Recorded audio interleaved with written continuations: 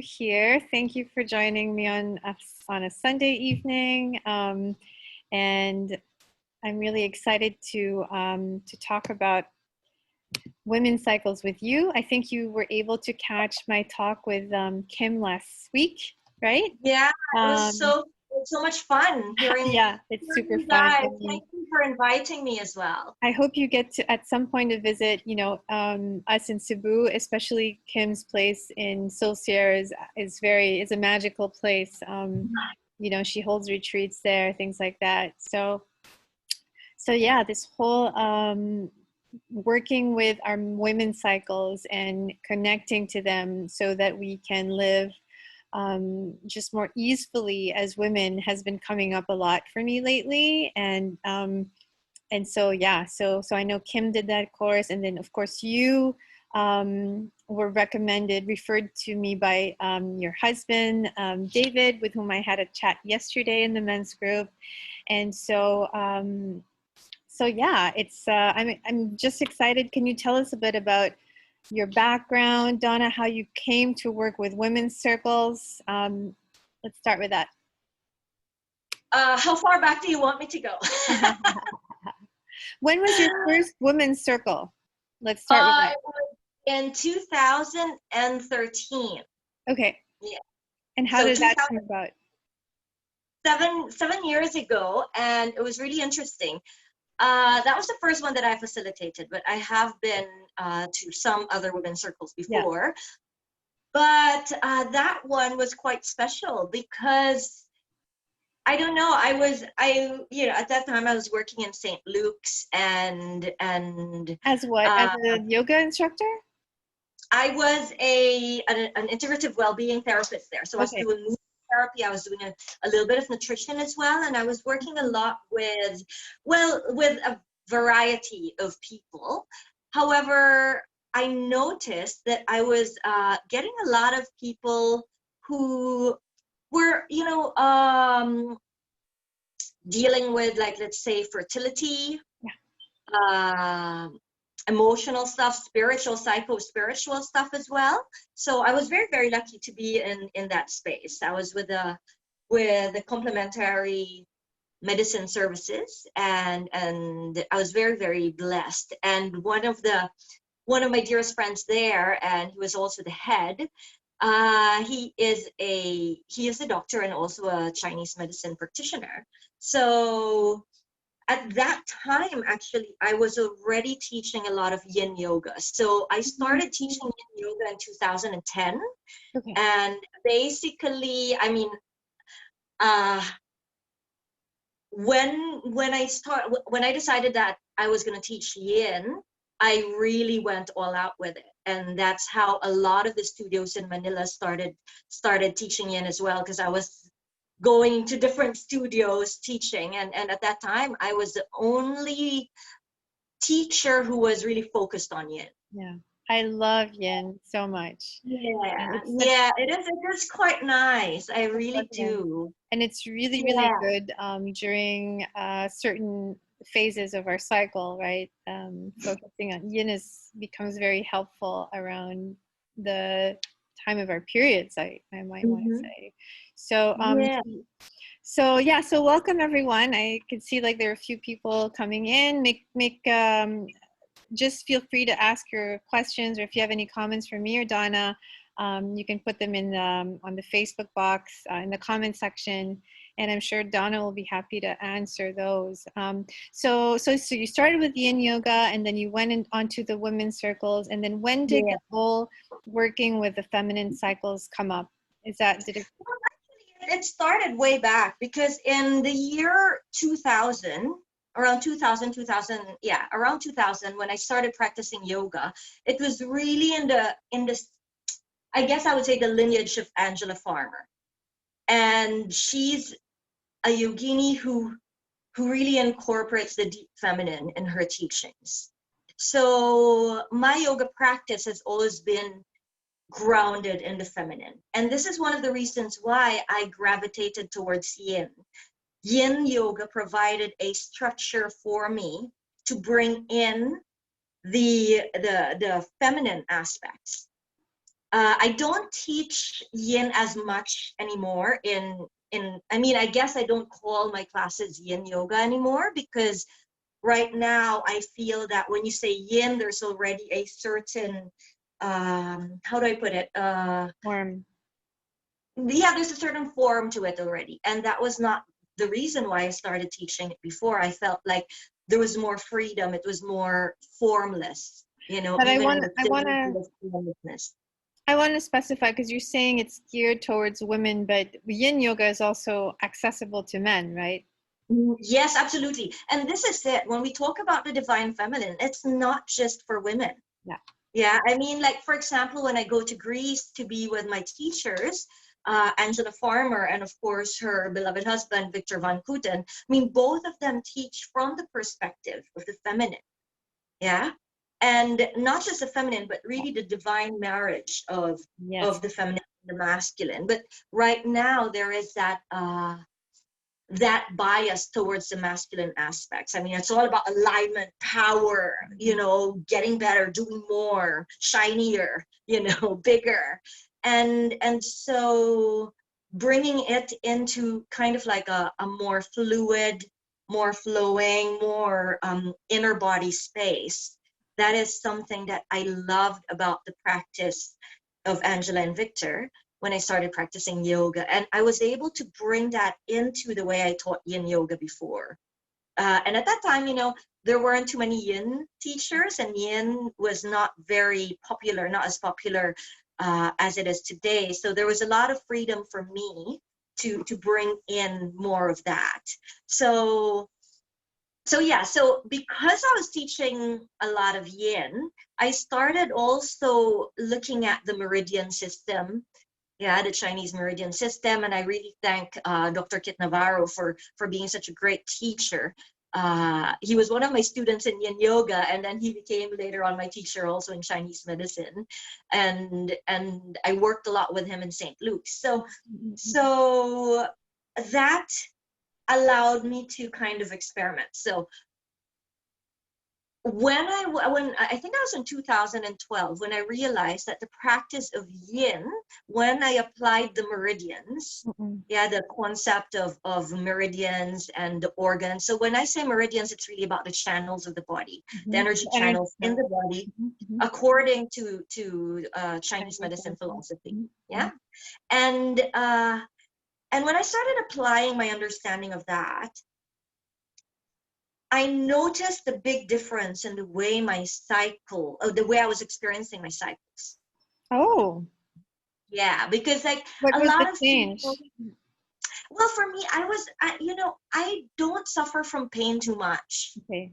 But my moodiness, Yeah. you know, the way I handled my emotions, you know, especially during the premenstrual phase of the cycle. Yeah, oh my goodness, yeah. So The mood. and of course, like, you know, there are the physical discomfort of having some cramps here and there, but I wouldn't say, because I've met people who have debilitating pain. Yes. Yeah. That's real. So yeah, that's real, super real.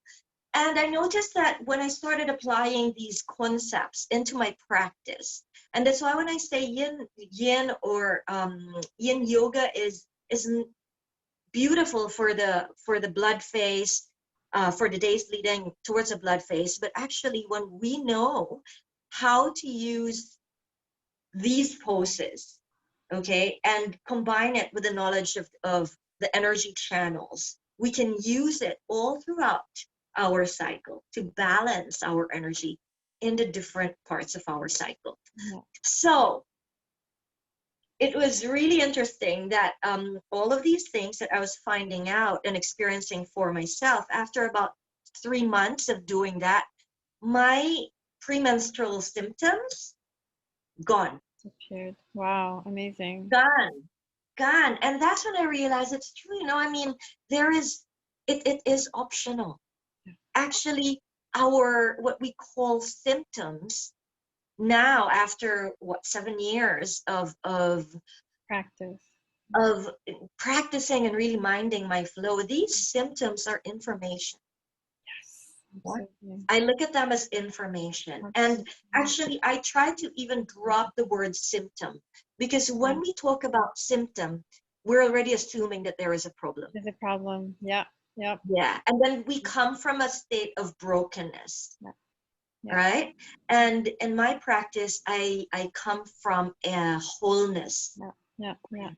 I love how precise you are with the words. I think I'm being more and more. I'm already very picky with my words, but every day I feel like I'm getting more precise, and I think that's important. What you're saying about the symptoms already, reflecting back, pointing back to a problem, when in fact it is just neutral information that we can decode and we can actually address with the tools that we have. And given that, okay, I just want to clarify, because I know a lot of you out there, okay, to those who are listening in, I know that a lot of us, including myself, do have discomfort. We do have discomfort. We do feel it. Sure. Yeah, and there are a lot of people who also have structural problems. Yeah. Okay. So I do honor that. And if needed, I do in my own practice, I refer them to doctors, integrative doctors that I personally work with and have also consulted with. Sure. Yeah, and we work closely together. However, my orientation really is that all of these are telling us something. Yeah. Yeah. All of these are telling us something. I mean, it's so beautiful. Our cycles are so beautiful, because they're like a health record for us. It's like a monthly health record for women. Well, for a lot of women, when they think of their period, they think hell. They don't think beautiful, right?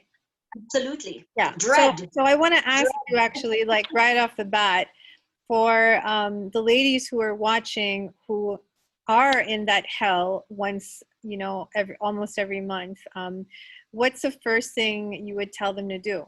Is it like start a yin practice? Is it go see a Chinese doctor? I mean, what would you, like for an emergency, for some women who it's really debilitating, they can't get out of bed, they're writhing in pain, what would you tell them? First of all, okay, well, of course, what I would do is rest. Okay, so what if they're like, honor your body, they're rest. pressured in work and they have like so many responsibilities, and actually often those go together, right? So Absolutely, it shows up in our body, and one of the reasons why we are experiencing these symptoms is because of the stress. Our stress affects the balance of our hormones, the harmony of our hormones. If you have too much cortisol, it will affect your ovulation, which could affect your progesterone, which could affect, okay, the balance of estrogen and progesterone. Okay, and I'm being kind of like scientific here because I want to ground it in the body. I want to ground it. I want you to talk about the hormones, and we can be geeky a little bit for, I think it's yeah, please do. I think I'm super girl geek about this. Okay, I'm totally geeking out. Yeah, you see, should. If there is an imbalance there, and there's what we call an estrogen dominance. Okay. And it doesn't mean that your estrogen is more than your progesterone. Okay, that doesn't necessarily mean estrogen dominance doesn't necessarily mean that. So I'm familiar with the estrogen. So what is the progesterone's role? I'm not familiar with progesterone. I love it. Okay, so why don't we backtrack and take a look at the period? Okay, let's do that. Let's do that. Read a quick hormone review. Yes, and this is the interesting part. This is the interesting part. When the very, very first official, okay, women's circle that I have done, there were 13 doctors. Out of 14 women, 13 were doctors, and I nearly died. Wow, amazing. But the beautiful thing is that they were so open, and I realized also that even as doctors, okay, they understand a certain aspect to it, but their perspective is very different. Yeah. So it was a beautiful exchange between us, and they started understanding as well what was going on in their bodies. First of all, if you, I mean, of course, doctors, their sleep can be erratic. That it's a highly stressful profession, for example, and it was, a lot of them were actually suffering from these symptoms. Yeah. So let's take a look at just a quick hormonal background. And I love it when people say that, I'm so hormonal now, I'm so moody. I'm like, girl, you're hormonal. I am too. We're all hormonal. All the time. Okay. Yeah. You're like, and there is nothing wrong with that, because hormones, okay, are our body's way to communicate. Like the different parts of our body communicate through hormones. Yeah. So in fact, when you look at the word hormone, it comes from a Greek word that means like to set in motion. Yeah. okay. So when we talk about hormones, it's not just for, I mean, specifically for the period, it's not just like the ovaries and estrogen and progesterone. It actually, if we look at the whole endocrine system, we're looking at the hypothalamus, the pituitary. Okay, we're looking at the adrenals and the ovaries. These are all connected. Yes. Now, during the blood phase, okay, which is day one, okay, which is day one of our cycle, that is already the beginning of what we call the follicular phase. Okay. Yeah. And the follicular phase is when estrogen starts rising. Okay. Yeah, and it peaks at ovulation. Yeah. And somewhere there, then the body starts signaling. Okay, so this is not just happening in our ovaries, because the signals are coming from the hypothalamus and the pituitary glands. So the estrogen is kind of a feel-good hormone, right? It is a feel-good hormone. It's sort of like, you know, they're stabilizing. Yeah. The energy when we are in the follicular phase, when we talk about the feminine energy cycles, the energy is rising and externalizing. Okay. So from the very internalized blood phase, we begin to rise. Yeah, our energy begins to rise and externalize all the way to ovulation. Right. Yeah. Okay. And this is highly, this is because of our estrogen production.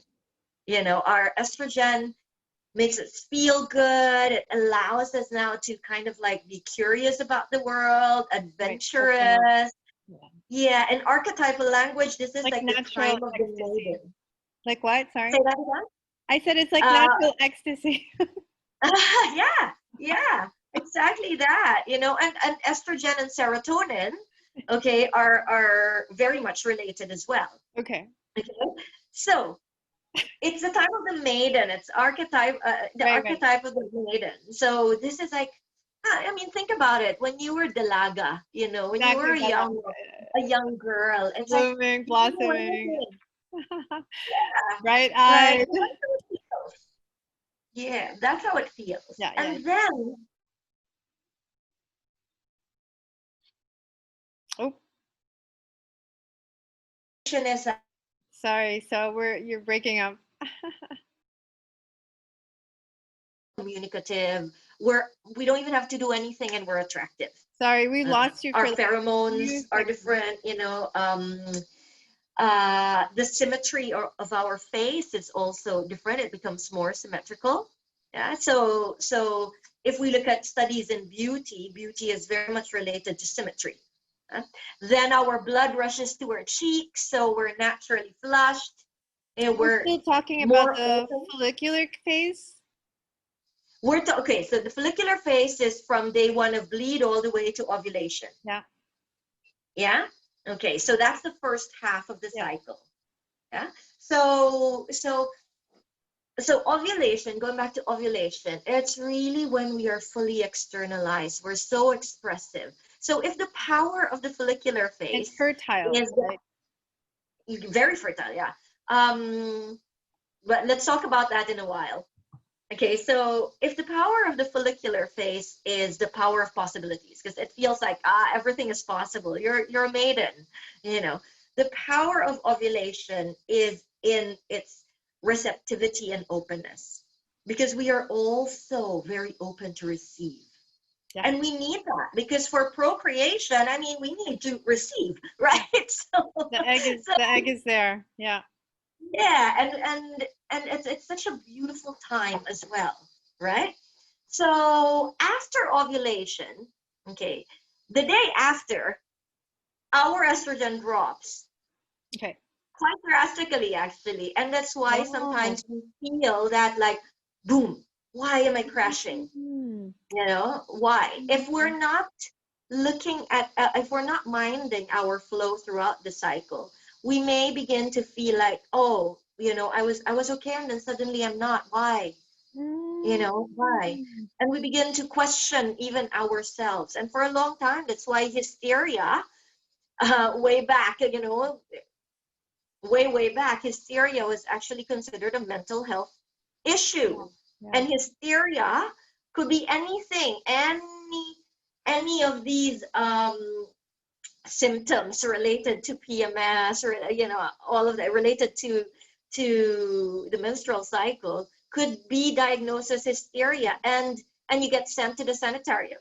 Yeah. And hysteria it comes from the same root as the word uterus. Yeah. Exactly. Yeah, so it's really very interesting, right? I find it so fascinating, Yeah. because people didn't understand what was really going on in the body. Yeah. Yeah. So uh okay, so we're now after ovulation, there's a drop, and then progesterone begins to rise. Okay, now your question was about Yeah. progesterone, right? What is the role?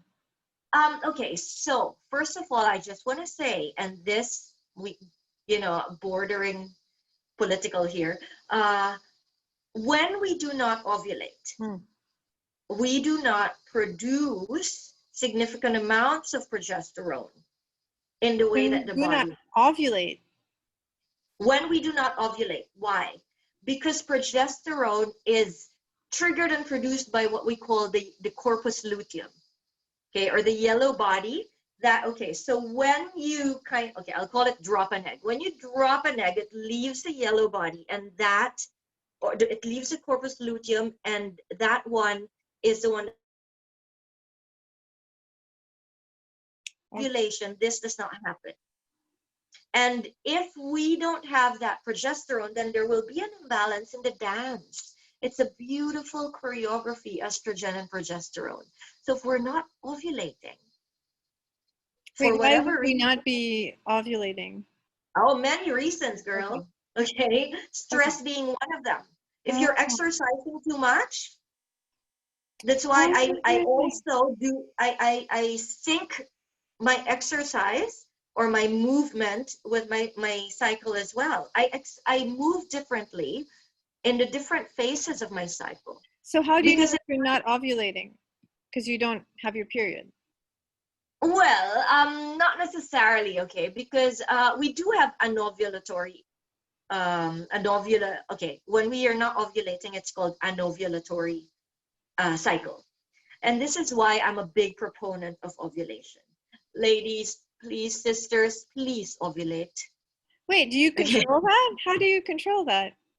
Well, people take the pill or some Oh, okay, hormonal okay. birth control, Oh, right? okay, And if, okay, okay, okay. yeah, and if we're taking the pill, then we're not Oh, I ovulating. see, I see, I We're see. not producing progesterone. Now, the pill will tell you, the makers of the pill or hormonal contraception, and this is why I say we might get political here, and I'm not going to go in there today, okay? But let me just tell you that the hormones in hormonal contraception are not the same molecularly, okay? They're not the same as what we produce. And what it does is it cuts off our natural connection, our communication in the body, our womb space, and our whole endocrine system. That communication gets cut off. Yeah, Yeah. so we're not gonna, yeah, because that's a whole different ball game. Like taking, Next time. yeah, that's for another. Let's just Yeah. focus on the Yeah. natural cycle. So Yeah. so So, ovulation, then luteal phase. Is it the luteal phase right after? so that's right after ovulation. The day after ovulation, we enter the luteal phase all the way until we start bleeding again. And when does PMS typically set in? Okay, PMS happens within the luteal phase Okay. in what we call the premenstrual Okay. or the premenstrual phase. Yeah, so that would be the days leading up to the blood phase. So what about that gray area between ovulation and PMS? What is there something we should be looking out for there? Or I love that phase. It's one. Okay, I am a. I really love that phase, because this is when people actually don't like it, because once progesterone goes down, once estrogen goes down, okay, so that feeling of lightness and all of that, it begins to kind of like fade, right? I'm gonna check what phase I'm in. Hold on a second. Go. I Well, think I'm I'm on in day my one. luteal phase. I'm on day one. Yeah, tell me what day you were on. Congratulations on your day one. I think, yeah, I'm in my luteal phase. So I Yeah. ovulated last week. Okay. All right. Yeah. And again, we have to make sure that you ovulated. And the only way to make sure of that is actually ovulation cannot really be predicted, but it can only be confirmed. How? How? Temperature, cervical mucus. Oh, yeah. Yeah, so like let's say if you have an app, it's great because it gives you kind of like your fertility window. It gives you an idea, but it does not tell you that it does not confirm ovulation. Yeah. Oh. Because ovulation is affected by many things. For example. Wow. So I could not be ovulating? Is that what you're saying? Or you could be delayed in your ovulation. Yeah. I think because yeah. Can you feel it also in the body, like without? I think like tuning in is also. I'm just gonna tune in. Yeah, this is the reason why, I really am a proponent of minding your flow, tracking your cycle, and not just your period. I know a lot of us are probably using apps already, but I'd love a show of hands for those who are listening live right now. What do you track? I would love to know. How do you track it? So I use a track called. Is there anybody? Yeah, there are a couple of ladies here. Period track. I have a really simple app called Period Tracker. It's super old. It's probably not accurate at all, but my cycle is super regular. Yeah. Okay. So yeah, so ladies, if you wanna share, like if you're tracking your periods or how you're doing that, you can comment. Yeah, so I would love that. I would love that if everybody can make a comment or something like that, because yeah, that would be fantastic. I want to know what you're tracking, okay? Because most of us, okay, maybe let's just do a yes or a no, Y or an N, okay? Who here only tracks their period, like start date and end date? Who here tracks their, yeah. We'll see. We'll give them some time to. Yeah, give them some time. While you guys are I hope that I can get in through my Zoom now, through my laptop, because I'm more comfortable right now, guys. I'm on my phone and it's. But Donna, you're actually quite clear. We lost you for a couple seconds earlier. I think even I kind of fell out, but otherwise it's pretty clear on my end. Okay, good. Yeah. Good. So I can drop this whole idea of me going on my laptop. Yeah. Okay. I think we're fine. We're fine. Yeah. Okay, beautiful. So yeah, so then next is, so my original question was actually, right, how to help women who are really in pain. Yeah, okay. So we're getting there. We're getting there. It's really interesting because I like geeking out. Sisters, I love to geek out. And I realized that the more I learned about my body, okay, the more I could make sense of what is going on during my cycles. And not only that, the more I realized how much my body is supporting me in everything. Yeah, in the way that I work, the way that I move, the way that I eat. It's about embracing these natural cycles that are happening inside me already. Yeah. And all of these things that are happening to us when it comes to, like, let's say PMS, all these pain, like what I said earlier, this is information. This is valuable information for us. Our body is constantly talking to us. Yeah. Yeah. Our body, it's just that's why when people ask me what I do, I say I'm just an interpreter. Yeah, I'm a translator. yeah. Until such time that you learn the language of your body. Learn the language. Yeah. So we're on ovulation, okay? Right after ovulation, assuming that you ovulated, okay? So if you ovulated 12 to 15 days later, you're going to get your period. Right. The luteal phase is quite stable, unlike the estrogen, this follicular phase all the way to ovulation. That can be quite variable because stress affects ovulation. Yeah, too much exercise, like what I said earlier, too much exercise. Too much exercise, yeah. If you're training, for example, for a marathon, a lot of women athletes actually lose their period. Yeah. There's too little fat, too much cortisol, because when we are training our bodies too much, or when our bodies are stressed, our cortisol levels are going to go up. Yeah, change of job, a change of relationship, time zone changes, change of environment. All of these can affect when, our ovulation, our cycles. And that's why, like, for example, in my case, and I've been doing this for years, right? And I've been quite pain-free for years. But during this quarantine period, I actually had 2 cycles where I was curled up. Yeah.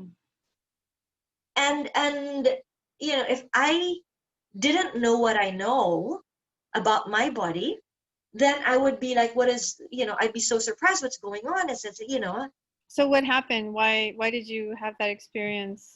Well, for one thing, it's a drastic change in my lifestyle. I used to, because of work, I did a lot of workshops all over Asia Pacific and Europe. So suddenly I'm not traveling. I'm eating differently. I'm sleeping differently. So all of these, just those changes. And then, of course, the uncertainty of the situation when the lockdown happened and until now when the pandemic happened, right? All of these can affect our balance. It's very delicate. The system is quite delicate. It is quite delicate because it is a dance, not because it's a weak system. No, it's because it's a dance. And there are many things that can affect the dance. If you are, for example, in a different environment, that affects it. How does it affect it? Well, remember that whole HPA ovarian axis that I was talking about, the endocrine system. When we have, let's say, certain emotions, it affects our hypothalamus, affects our pituitary, that then communicates with our adrenals and our ovaries. So whatever is going on around us, will affect that has like directly. It's like it will affect us directly. That's crazy. Okay, because they're all talking, they're all saying, hey, it's not a good time to have a baby right now. Don't ovulate because it's a stressful time. Yeah. So the body will respond, okay, I'm not going to ovulate. When we are sick, for example, then it delays ovulation as well. Yeah. So if we're not ovulating, that affects the balance of progesterone. But there are other things that affect this delicate balance of estrogen and progesterone. For example, if we have polycystic ovarian syndrome, that is a reflection of estrogen dominance as well. Many things can affect this delicate balance, and relationships, right? Oh my God, yeah, relationships. Yes, of course. the nice thing about, for the luteal phase, you asked me earlier, so what's going on in between, the ovulation and the premenstruum? Well, I'll tell you something. Progesterone is actually, I love this hormone, okay? Because it can be very calming. Calming. Yeah, it can be very calming, which I really, really appreciate. And then it allows us actually to have more focus. Yeah. We become more focused. And that's why this is a good time to complete tasks. And this is what I was saying. I write, I have a journal for my cycles, and I do write about it in my Instagram. Sometimes I talk about like what I've written on my journal. And this is really the time when we feel like finishing things, completing tasks. Like, for example, in my case, before my bleed, I really intended to finish all the invoices that I have to do. Because once I go into my blood phase, I want to rest. That is our gift. That's the gift of the period to us women. Yeah. Right after ovulation, our energy begins to get drawn in. Okay. Drawn in. It's more internal. A lot of people would say, oh, it's it's low energy and all of that, right? But actually it's more drawing in. That is the energy imprint. Okay, I would call it the energy imprint of the luteal phase. And then when it comes to the blood phase, that's when we're fully in. We're internal. Now, if we do not respect the natural cycle, okay, of our bodies, that's when we start feeling exhausted. Yeah, because our energies are already moving in, and yet we're still doing, externalizing everything.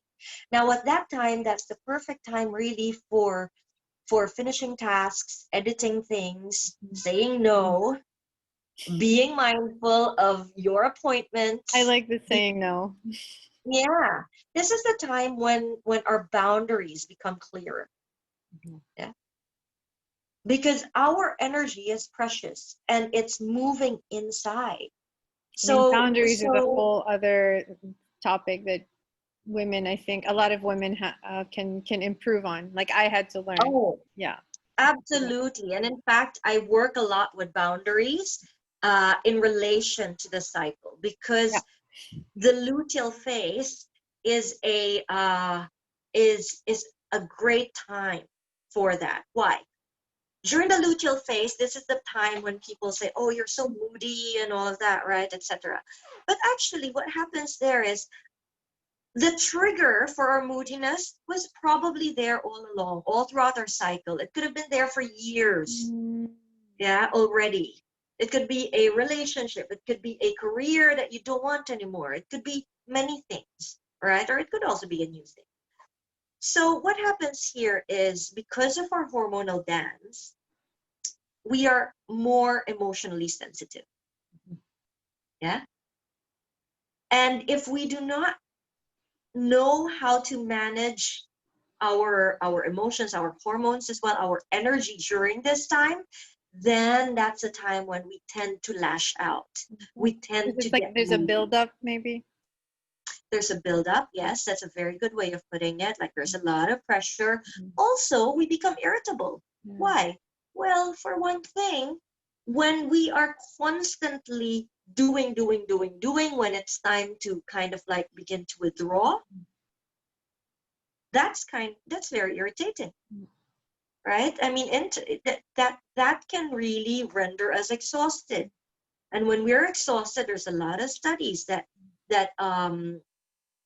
relate moods and, let's say, the quality of sleep, the quality of rest that we get. Yeah. In Chinese medicine, this is also what we call a time when the liver channel gets really imbalanced, and that causes a lot of emotional instability. Yeah. Anger issues. Yeah, anger, of course, is part of that. Primarily because the emotions related to liver and gallbladder channels are our anger and frustration. However, in Chinese medicine, the liver is the one that stores blood at rest. Yeah. And if we're not resting enough during this time, then there's not enough blood stored. And in Chinese medicine, blood, how do you put this? Blood grounds what we call the shen. And the shen is the part of us that includes emotions.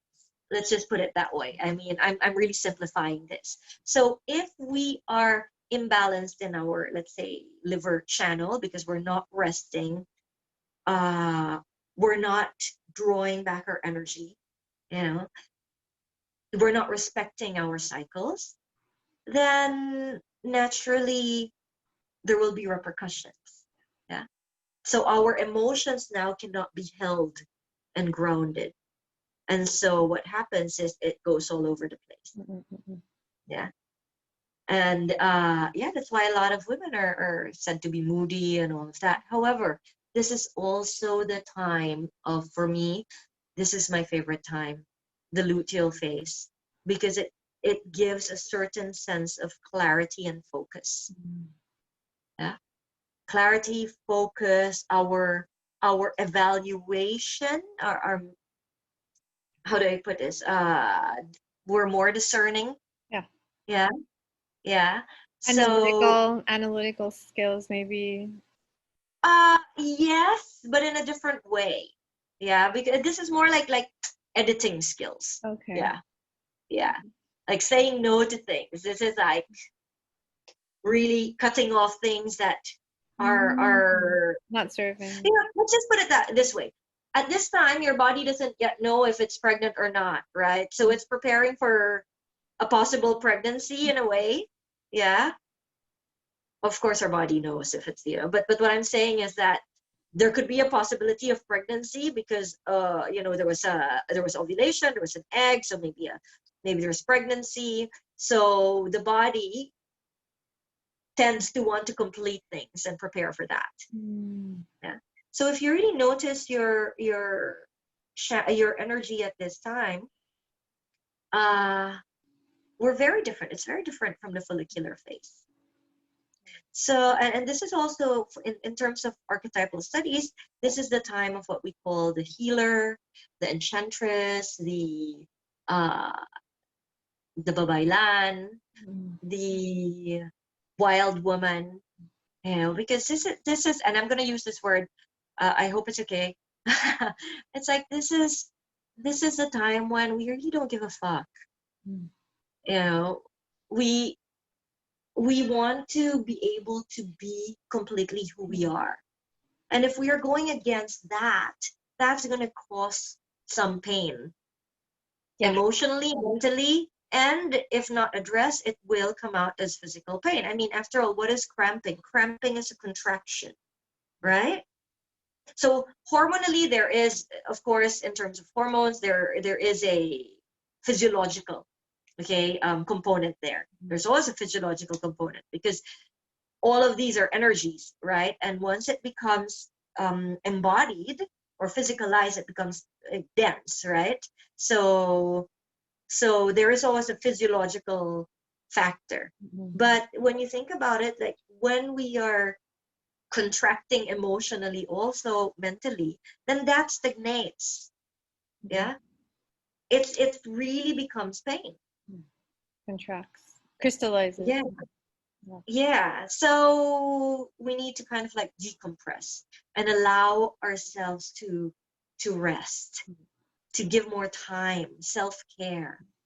Now, ladies, say this with me, I am an advocate of my own self. I am an advocate of my own self. Yeah. I think that there's, for some women, and I'm thinking of,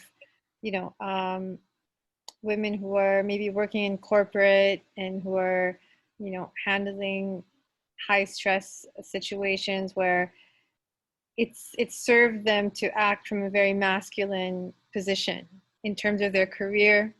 And so it's a big shift for them to start, wow, I'm going to organize my schedule, you know, with my cycle. Like, how do I tell my boss? You know what I mean? Like, Yeah, it is could a be big shift. We scary. live in a masculine world. We live in Yeah, a yeah, yeah. world, our schedules are arranged not according to the female Oh, of cycles, course not. unfortunately. Of course not. Yeah. But there are ways of doing it. And so I'm going to throw that to people who are listening right now. Do you have any ideas? What can you do to respect your need for internalizing for self-care, especially during the premenstrual phase? Yeah, I thought they're probably waiting for you to give answers to that. I'm not going to give answers because I don't know your lifestyle. I can share with you based on what I do, okay, Yeah, based on what my lifestyle is. But like I shift don't the have an timing. Yeah, 8 to 5. I exactly. don't have an 8 to 5. Okay, but I do travel a lot.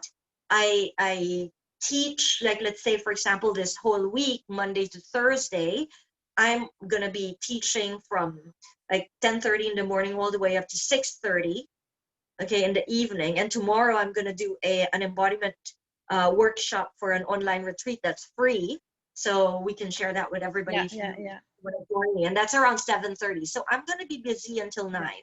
All right. Now I'm on my bleed. Ideally, okay, so when I bleed, I usually just rest for the Clear your first schedule. day. Yeah. Yeah, first one up to third day, depending on how I feel. I'm just like, Yeah, clearing things. But life happens. exactly. Life happens. So what do I do?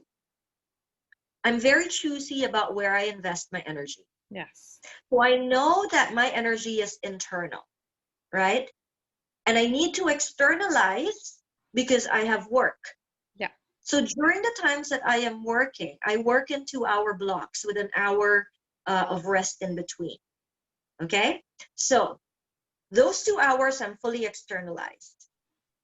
Then in that hour, instead of doing other things, Yeah. okay, what do? I lie down. Yeah. I rest.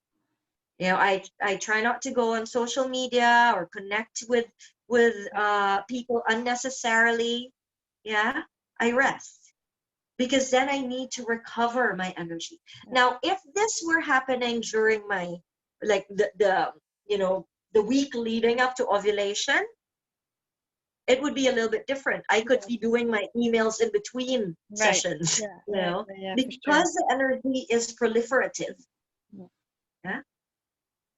So Yeah. it's not, the notion of I have low energy right before my period.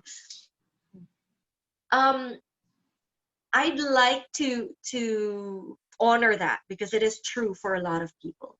But from an archetypal cycle, okay, and when I say archetypal cycle, what I'm sharing with you is an archetype. This may not be what you are feeling right now, and that's okay. Yeah. Yeah. Yeah. But what I'm sharing with you is possibility. Yeah. The possibility of us living in sync with our cycles, managing our energy very well, yeah, and not feeling depleted. Yeah. Because low energy is more like a depletion of energy. It's very different from having Internal. internal energy. Actually, Yeah. there's something that comes to mind also when you're talking about the moodiness and the irritability, and in a way, it's actually, I want to say it's something healthy because it's gonna ask you to put up your boundaries. Like, whoa, I'm being super bitchy and irritable. I better not go to that event or that, right, and Brava. That's yeah. exactly it. So I think That's exactly it. it's great to look at it that way instead of saying like, oh my God, I'm such a horrible, crazy person. It's like, no, I'm gonna just chill and learn to say no and learn to cancel. So I canceled 2 events last week, which I never cancel. I don't like, I anyway. So that was new for me. I think it's also a result of quarantine that my boundaries are more in place now. So yeah, so just honoring that and not judging yourself when you're going into that ultra, it's Mm-hmm. just being ultra sensitive in a sense, right?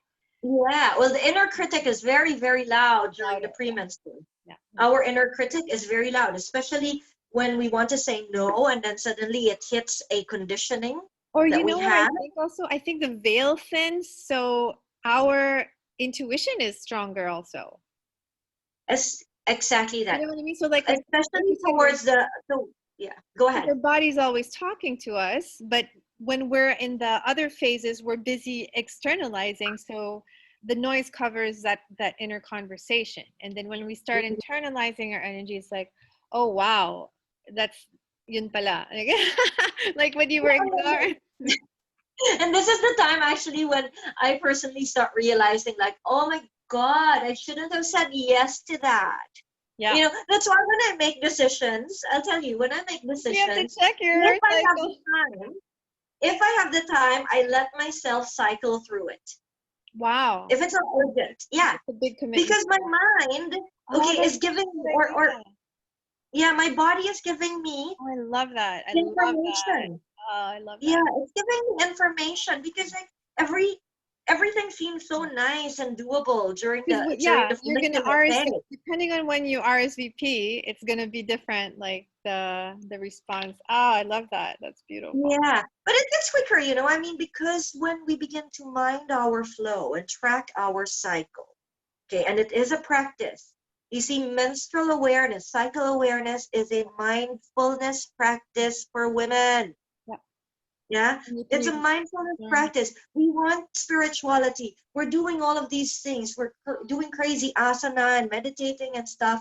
But if we do not bring our menstrual cycle into the conversation, It's we're missing a very, very, very, very yeah. huge piece of information there. Huge chunk. Yeah, Yeah. because we are women and we are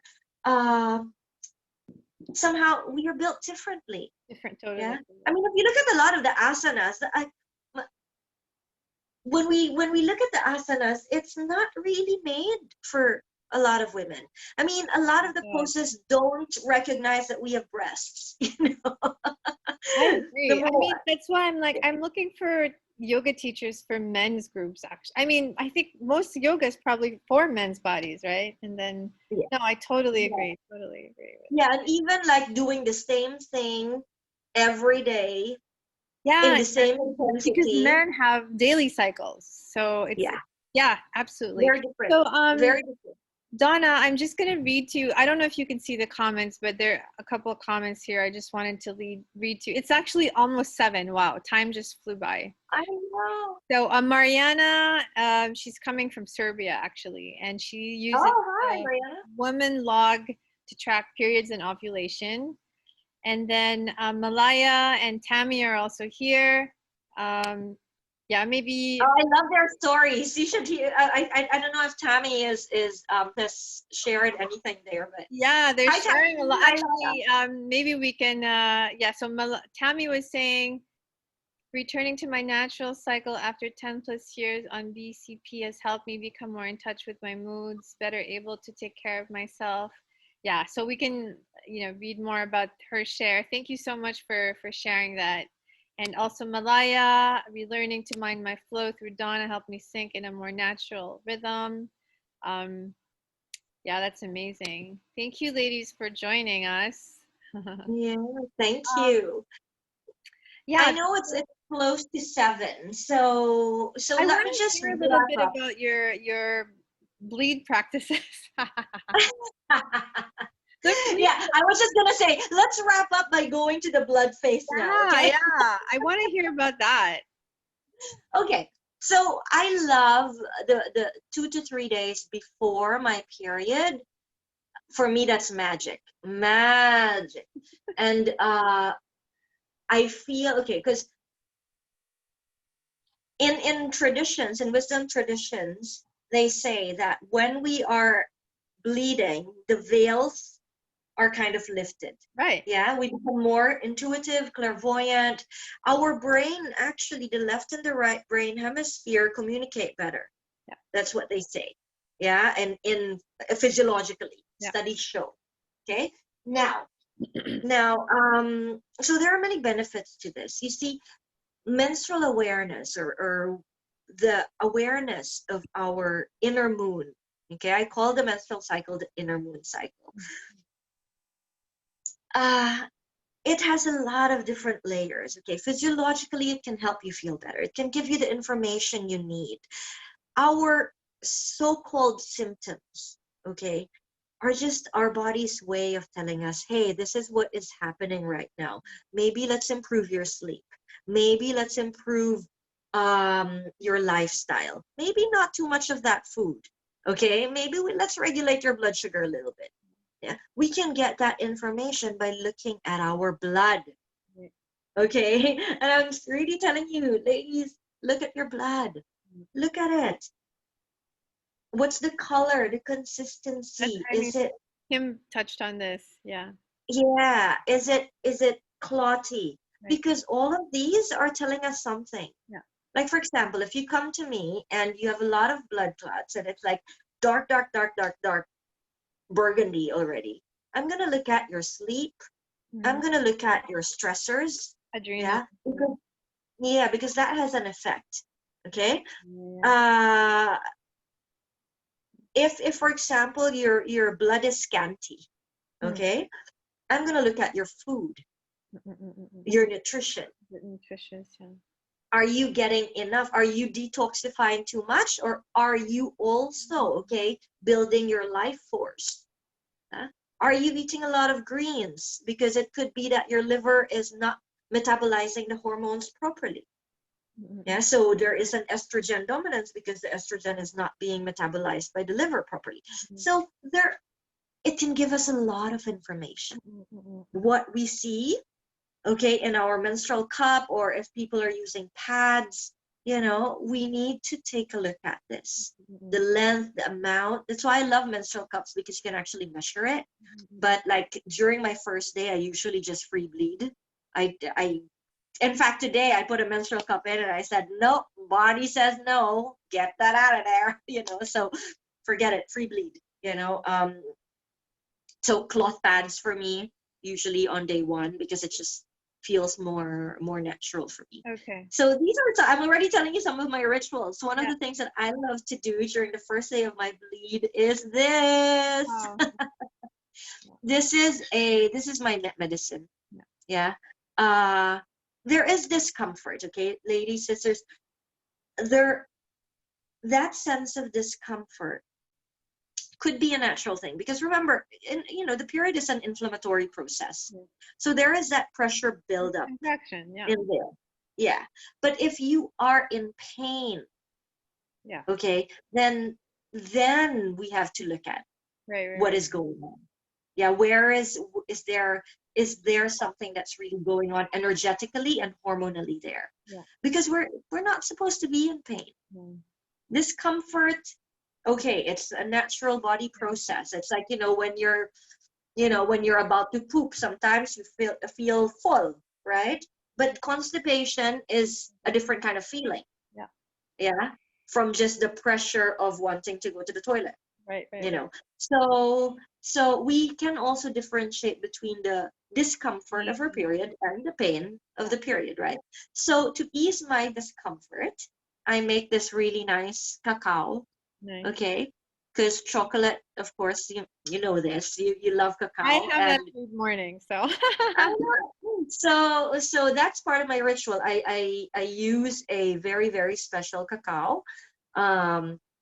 And then where do you get your cacao from, Donna? Well, this one I got in Cyprus when I was there in Cyprus, which is a long time ago. I just managed to preserve it very, very well.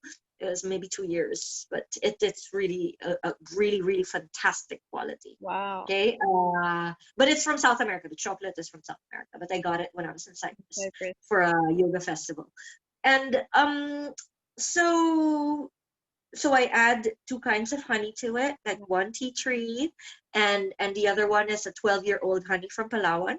And then I add some cinnamon and some salt. Now, all of these ingredients help soothe the discomfort, especially the magnesium in cacao. So this is like my medicine. Instead of taking any kind of anti-inflammatory, You know, because when we take our anti-inflammatory and all of that, it can, if we're not listening properly to our body, it can mask Something. like what our body is trying to say. Yeah. So that would be the first little things, and then I rest. I lie down. I go into like kind of like a dream state, and I do a cradling practice as well. When I say cradling practice, I put one hand on my womb space and one hand on my heart, and I just lie down. Yeah. I do that sometimes with my knees bent or sometimes in Shavasana, and I ask questions because this is a time when our wise womb is really speaking to us. The blood phase, if you are willing to listen, the wise womb won't lie to you. So I drop in certain questions like, what should I let go of? Yeah. What is no longer necessary in my life? And in the beginning, my mind would hijack the conversation because my mind has its own agenda. Yeah. But if I learn how to really listen, which I have been because I've been practicing this for a long time, the voice, the quality of the wise womb's voice is very different. And it's not always what we want to hear or what I want to hear. You know, so this is a time when I really drop into meditation, ask important questions like, what should I let go of? What is no longer needed in my life? What do I bring into the next cycle? Because remember, day one of the bleed is also the start of the new cycle. Yeah, like the new moon, right? So these are some of the things that I do that help ground me. Sometimes I pick cards because I love reading cards as well. I write a lot. Yeah. So I keep a journal of my cycle. And when I track my cycle, and this is why I was asking people earlier what you track, I don't just track the start date and the end date. Because that doesn't give me too much information. Yeah. So I also write down what is happening to me all throughout the cycle. Yeah.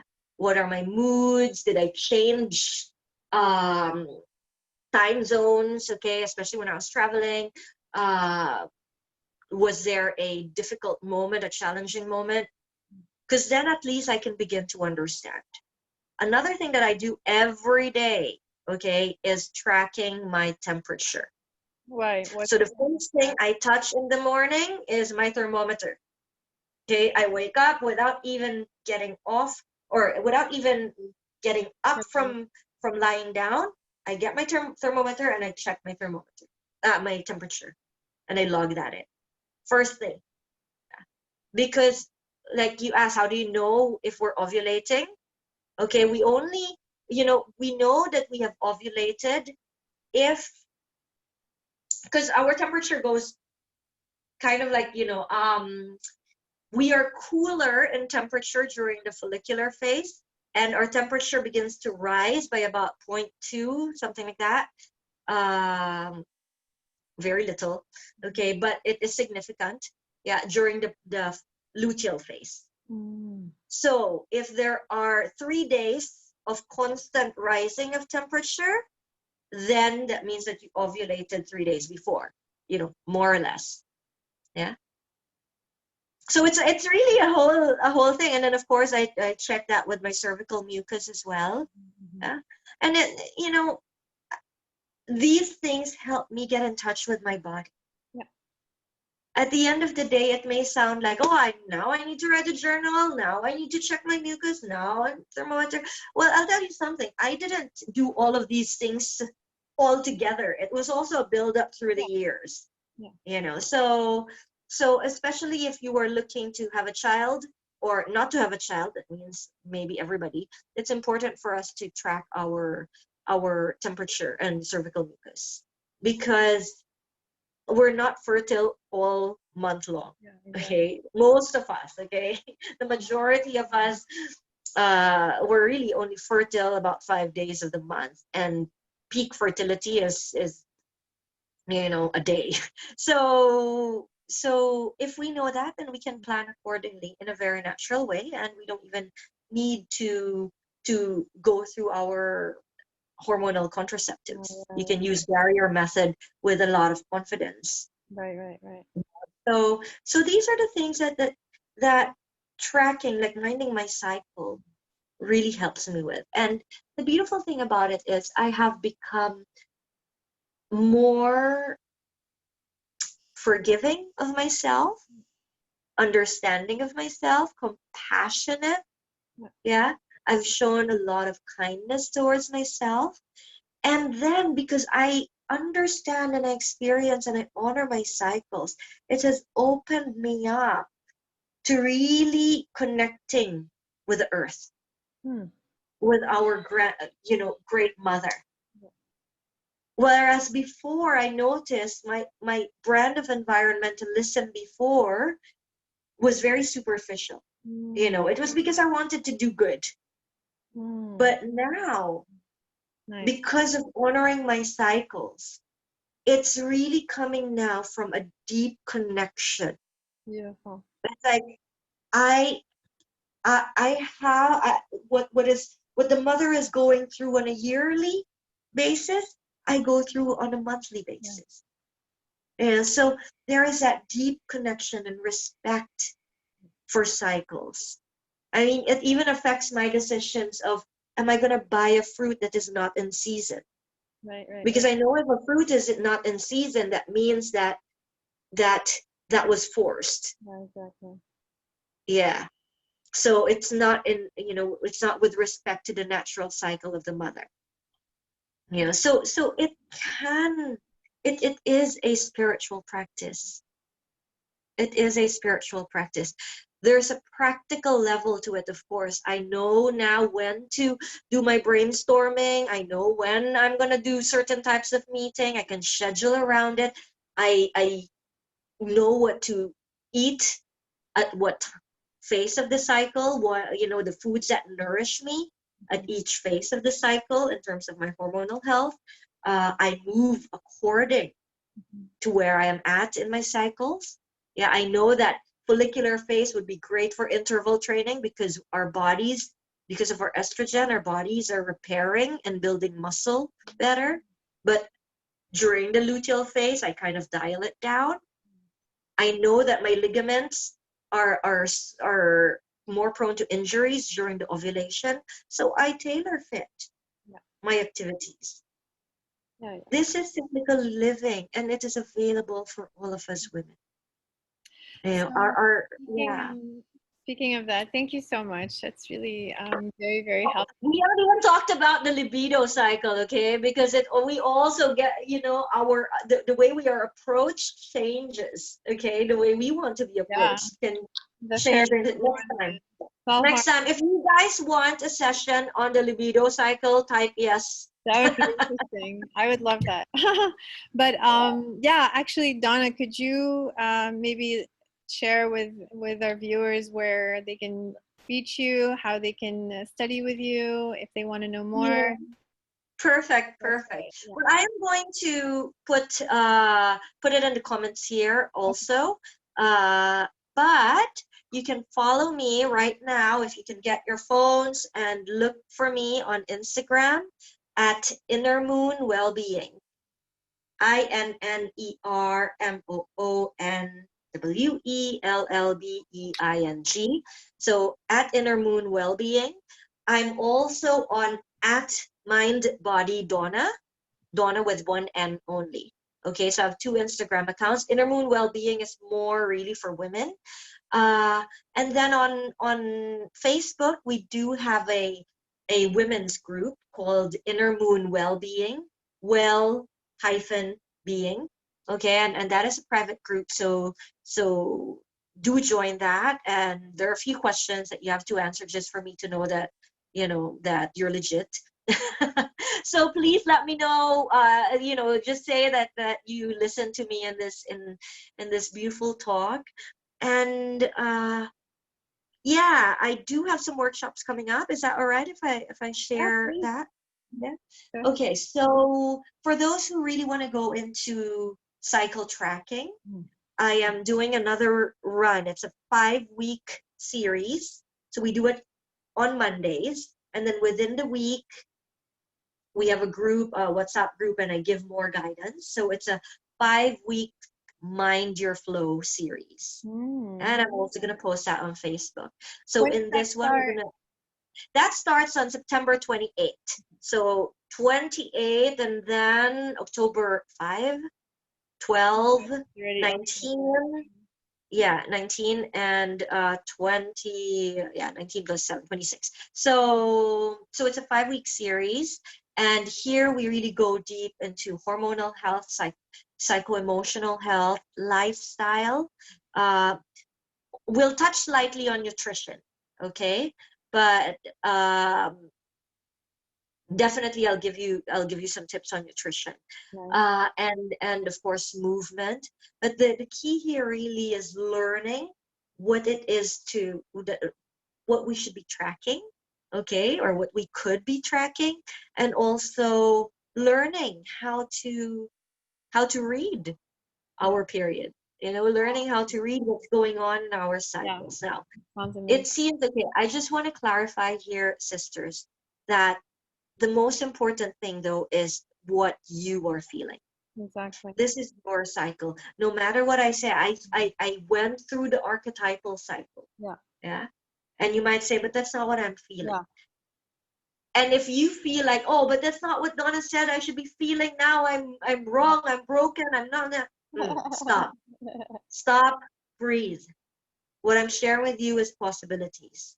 The Yeah. most important thing is minding your cycle so that you can be more aware of where you need to come into better alignment with who you really are.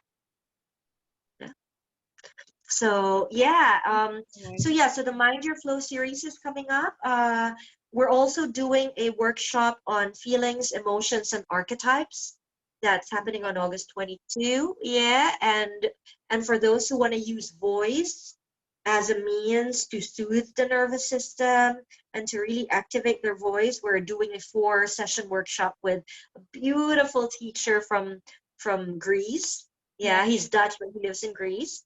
And every Friday, I have my undoing yoga classes. So it's a time for us to unfold, unwind, just undo these, yeah, press Control Z, basically, in our lives. Thank you. Thank you for So much. that. So much to choose from. So yeah, you can post some of the links in the comments section, so I people will. can check that out. And I also wanted to invite men to my first men's circle next Saturday. Right? So we have to together do our inner work, men and women, and so I've been working with a lot of men, and David was my guest yesterday, your husband. We had a really interesting talk as well. So Saturday we'll be focusing on rites of passage into manhood, and if you want to, Yeah. invite your spouses, your brothers to join and uncover that, so we can do connect with Yeah. polarities. I really love what you are doing, because we are in this together, and sometimes we have to do it with, apart, and then so that we can come together and integrate. Yeah, because we all have the feminine and the masculine Yeah, aspects, the yin and the yang. Sometimes we tend to genderfy it, which makes it a little bit sticky, yeah, of a sticky situation. Uh, so that's why sometimes I just use yin and yang, because we yeah, all have it inside of yeah, us anyway, and both need to step up and have that sacred marriage within us. yeah, And I work primarily with the divine feminine and the deep feminine aspect, because that's where I am called at the moment. yeah, yeah. Yeah.